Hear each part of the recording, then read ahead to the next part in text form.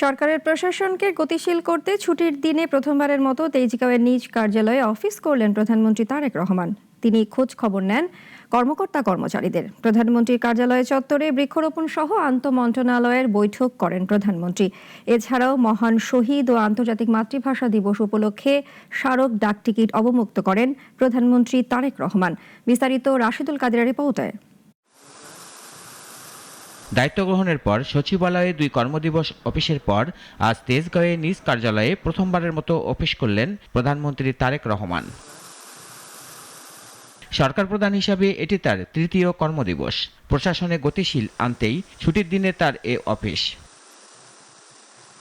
সকাল 10টার দিকে প্রধানমন্ত্রী তেজগাঁওয়ের কার্যালয়ে যান। এ সময় তাকে স্বাগত জানান প্রধানমন্ত্রীর কার্যালয়ের মুখ্য সচিব ABM আব্দুস সাত্তার ও অতিরিক্ত প্রেস সচিব আতিকুর রহমান রুমন।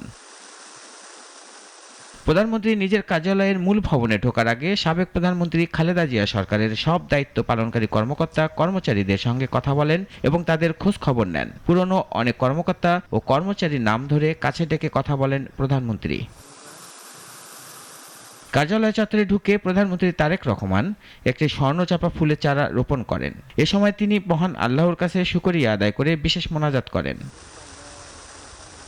পরে কার্যালয়ে অফিস শুরু করেন তারেক রহমান। এ সময় মহান শহীদ ও আন্তর্জাতিক মাতৃভাষা দিবস উপলক্ষে স্মারক ডাকটিকিটও অবমুক্ত করেন তিনি।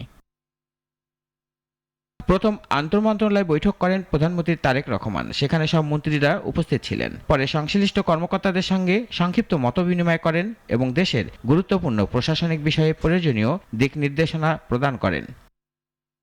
রাশেদুল কাদির, নাগরিক, ঢাকা।